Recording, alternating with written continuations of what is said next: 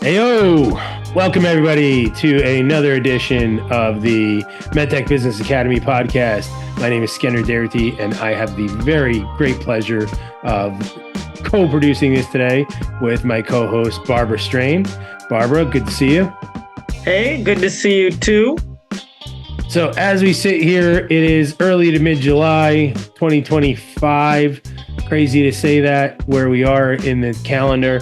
But as we sit here, right, a lot of macro geopolitical activity has occurred over the last few months. We just had the passing of the big, beautiful bill. People are still trying to figure out what is included in that. There's a lot of implications for healthcare. With that, the tariff situation is still unresolved.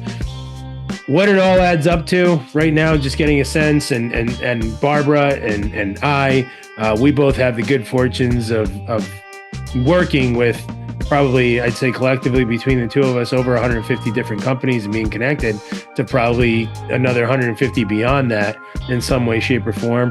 So fortunately, we have an opportunity to get good purview into what's happening.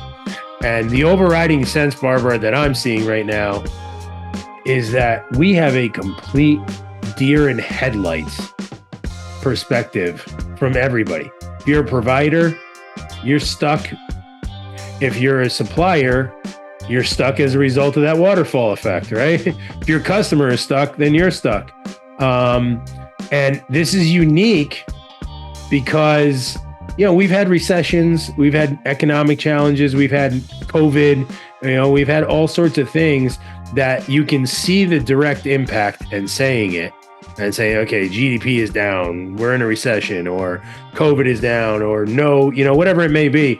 But in this case, theoretically, all the macroeconomic data seems to be fairly balanced. Okay, now it could teeter.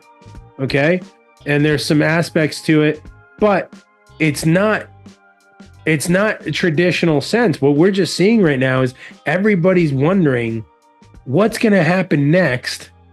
And what do I do here? If I don't invest and we boom, then I don't get to participate in all that boom. That stinks. If I do invest and we bust, well, now I've double busted because I didn't prep for a bust. So, Barbara, what are you seeing amongst your friends? What are you hearing amongst them? And what do you think is happening? Well, I think you said the right words is we can't see. We don't have really the eyes on it. And that's what the issue is. You think you do, and then, the revolving door happens and now it's shut and you don't see what's really happening.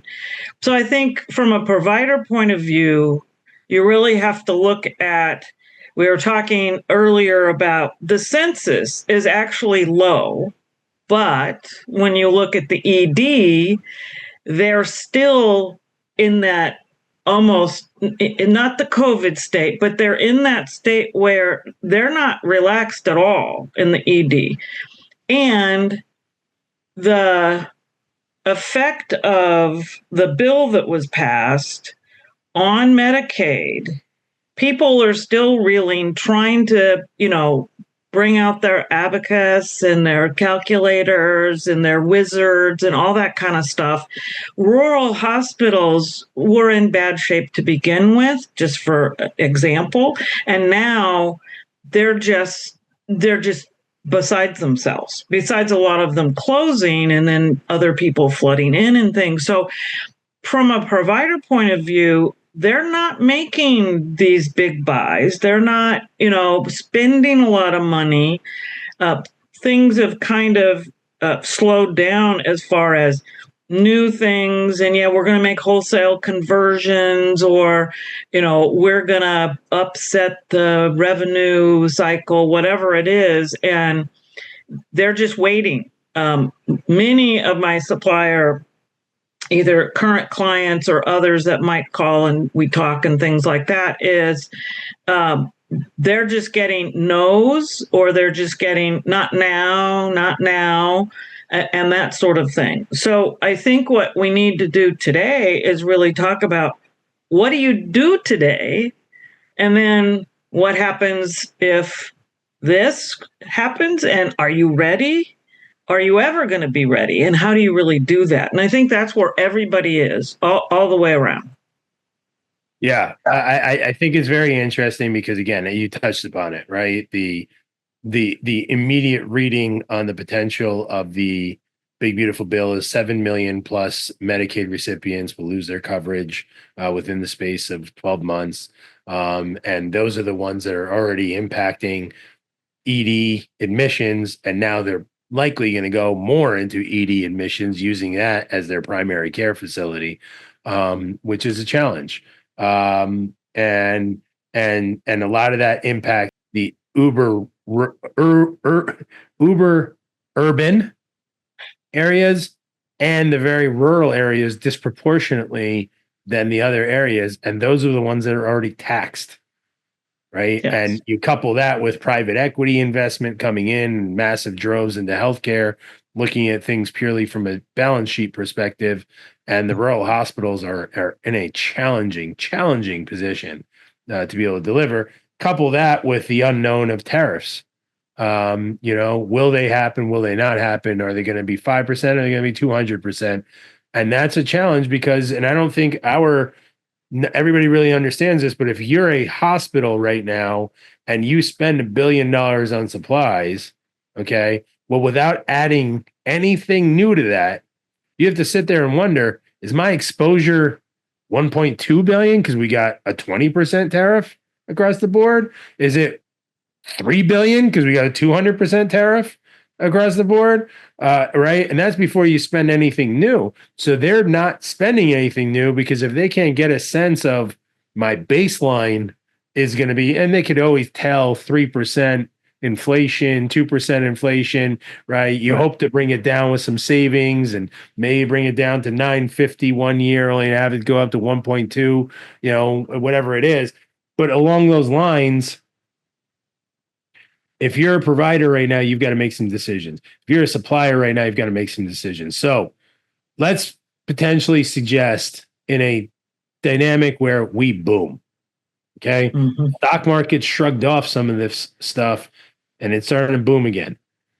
So if we're thinking about using the stock market as an indicator and we're about to boom, what could be some of the things that you could see as a precursor to a potential boom in healthcare, Barbara? So there's the two sides, the provider side, and then there's the supplier side.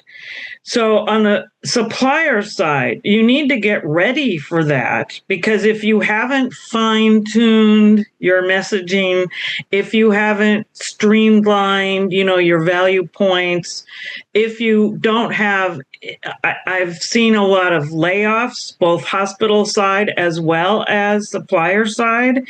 So if you have a boom, who are you bringing back and how are you going to do that and how are you going to cover it?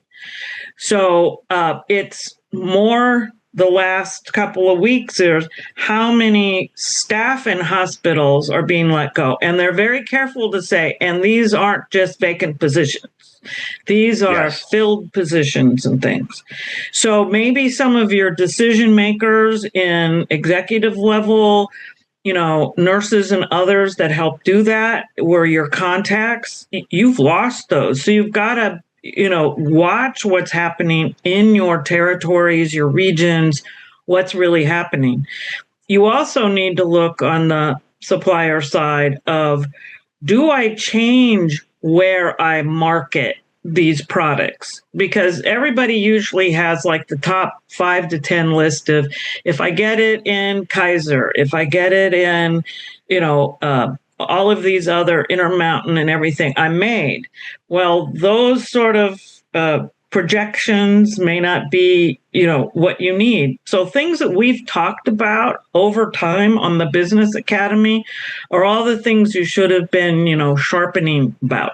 On the provider side, you're going to have your EDs potentially being crowded only because of those 7 million at some point, whether there's a boom or not.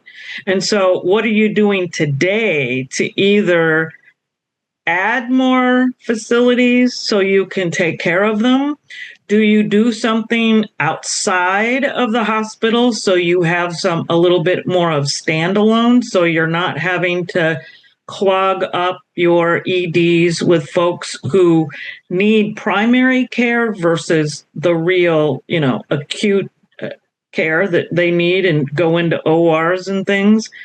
So you're really having to balance the whole staffing and supplies. Everybody is saying things are pretty good, except staffing has not improved. It's gotten worse. And the cost of supplies has not gotten better. It's gotten worse. Like you said, didn't even have to buy anything new. So there's a lot of work to be done, and it can't be done in silos. And in both situations, it's got to be all hands on deck with, different scenarios. So whatever strategic plan you had, or whatever quotas you had on the supplier side, you really need to take stock. Yeah. Right now, when you're in a deer in headlights, you're frozen, and nobody can succeed frozen. You have to do something, right? And so you either have to prepare for that boom, so you prepare for the boom. You got to create motion creates emotion, right? It's one of my favorite sayings. And so if you're just stuck and you're not moving, you're not giving yourself a chance. And you are going to be exposed in either direction.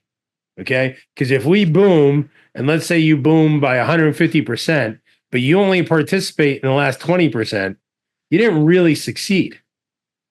You just got caught up in the wave, and I helped you. Right. That's not really success. And if we bust, right, and you don't mitigate your bust on that, and everybody else has 150% and you are at 170%, you're in trouble, right? So along those lines, this is the time where you've got to stop and say, okay, I get it. Right now we got flat sales. That's not going to help anybody.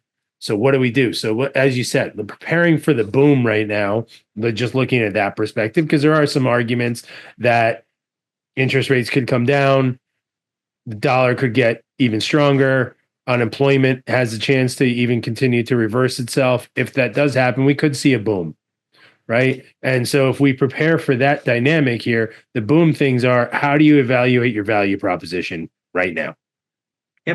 Because the value proposition for the providers is going to change as a result of all these macroeconomic aspects. And so if you're going with your value proposition for 2024, it's not going to resonate. So get it right.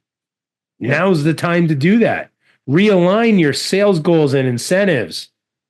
Find ways to partner. Find ways to ensure that you may not be able to make a brand new product between now and November, but you can certainly figure out how to position that product better. Yes. You can make new content, new resources, new marketing stuff to help facilitate a better story. Go ahead, Barbara. And that's exactly it. That's what I'm seeing mostly is I got to reposition it. Even if I've had a product in the market that's been tried and true, never had recalls, no issues, there's no reason to really, tweak it some more and make it cost more or whatever. We're doing great, but you got to get that message different. This is a time to collect information from key opinion leaders on how do they use it today? How is it functioning for them? And what has it done for provider organizations? Because if it's made them either a center of excellence or they've gotten more traction with patients or the reimbursement is off the charts or whatever, get that information from them and put out some data. I'm all about that data in that messaging. You can't just say, I have the most wonderful product. 67% of the surgeons who use this have this, this, and this. Outcomes, dollars, whatever it is. And I don't need as much staff because I can be flexible of where it's being used. So you have to think that way. But you said the key thing. You got to mitigate risk. So first of all, you have to develop your risk list and prioritize it. how do we mitigate it at this stage or this stage? And you have to have those options, and you have to look at it from both the physical, the people, geography, all those angles, and do it differently. Yep. So now is the time to get in touch with your customers. Now's the time to research and hone your resources. Okay. The investment to do so is nominal because you're not manufacturing, investing in R&D. You're not doing all those things that take years to come out and going through the R&D and the FDA approval process, et cetera. Fixing your resources right now is a nominal investment that can allow you to participate fully in a boom and mitigate a loss. Okay. Mm-hmm. And by talking to your customers, getting aware of it, don't be afraid to hear your baby's ugly. Okay. We have a client that we just did a survey with, and the survey did not come back favorably. They still didn't want to hear, no, that must be different. It's different than the information we heard 5 years ago. Well, maybe you didn't ask the right questions 5 years ago. Right. And that right now, I think, is the most critical aspect of what you can do is get in touch with your clients, ask them questions, hone your resources, make those things go. That's going to be the ability to allow you to maximize the boom, mitigate the losses, right? Some of the other things you can do to mitigate the losses are do a real deep dive evaluation into your portfolio, right? This is one of those times where you may want to figure out what are the products that maybe we don't need to expend energy and effort on anymore. Lean out some of your SKUs. Lean out some of your portfolio. I get it. There's a hospital somewhere or other that still buys 100% of those items, and it's hard to get rid of them. But you know what? If there is going to be a bust, you want to be lean. And all of us think of lean only in terms of people, but offering is a leaning also. Go ahead, Barbara. And the one thing you have to keep in mind now, I started out at a pediatrics hospital. I have lots of pediatric friends in value analysis and supply chain, and they're hurting bad. So if you leaned out pediatric products 3 or 5 years ago, you might think about bringing them back because they're really desperate for high quality products. And their EDs and everybody else are going to be hit even harder because a lot of the pediatric patients are Medicaid patients. So you've got to know your customers and know customers you don't have today. How can you fill gaps in a way that we're talking about today? Yeah, Barbara, I love that. That was the other thing I was going to add. I was just going to put it in the terms of Wee Willie. Who was it? I can't remember who it was. It wasn't Pee Wee Reese, but famous for saying, hit them where they ain't. Hit them where they ain't. Yeah, hit them where they ain't, right? Everybody attributes that to Yogi. I think Yogi stole it from somebody. But any which way, that's one of the other strategies right now is evaluate where is the hit them where they ain't principle. Okay. I get it. There's a lot of people in medtech that struggle with some things for pediatrics because it's lower volume. Okay. But when you think about the impact that creates to patients, to the healthcare system, and the ability for you to go in there and meet their needs, well, then thinking about it from just a purely commercialized standpoint, the goodwill that creates to bring in your adult products through the system only exponentially multiplies itself. Right. And so I love that idea of thinking, hit them where they ain't, go pediatrics when everybody else is not. Right. Find ways. I mean, William Buffett's famous for saying, I'm looking for the ships where all the rats are jumping off. I want to jump on those ships. Right. And find a way to figure out how do we make money there.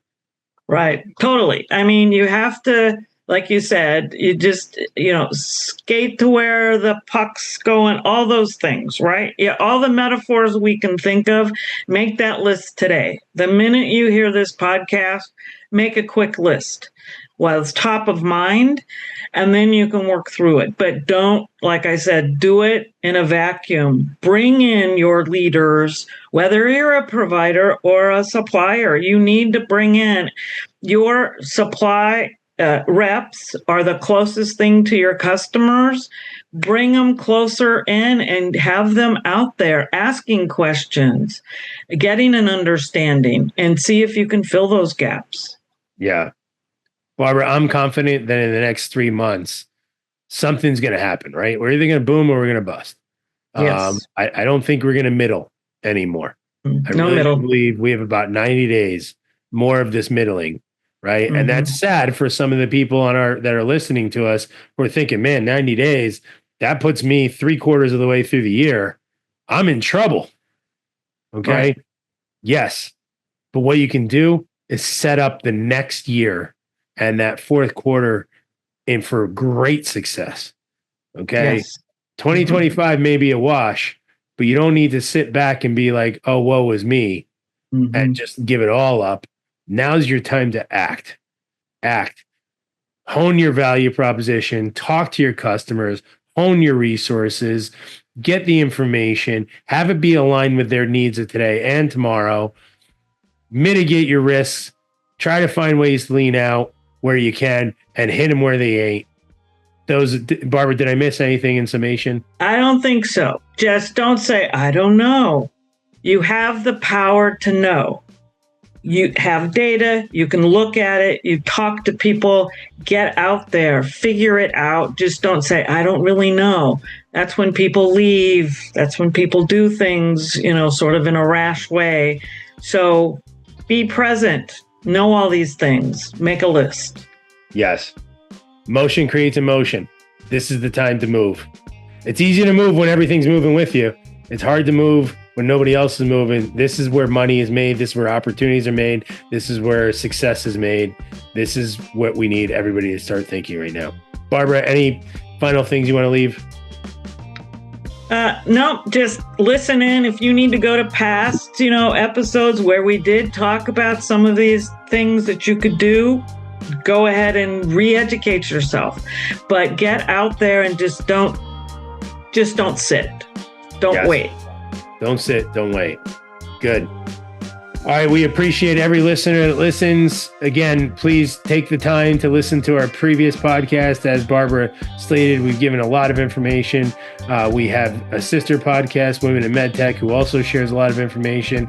We highly encourage everybody. We also want to remind everybody that we will be doing a value analysis expert series webinar on August 15th at 11 a.m. Eastern. Highly, highly encourage. If you are sitting there wondering, what do I do?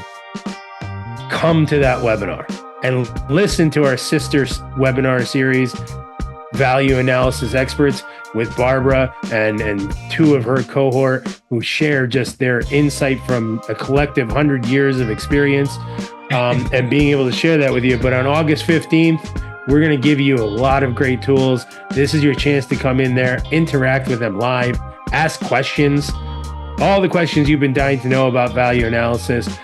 We may not touch upon them until you ask it. So make sure you come on there and listen to it. Again, that's August 15th at 11 a.m. Look for information on our social media that'll provide more information. So with that, thank you again, everybody. Best of luck. Stop being that deer. Be the hunter. Thanks. Right, Listen in.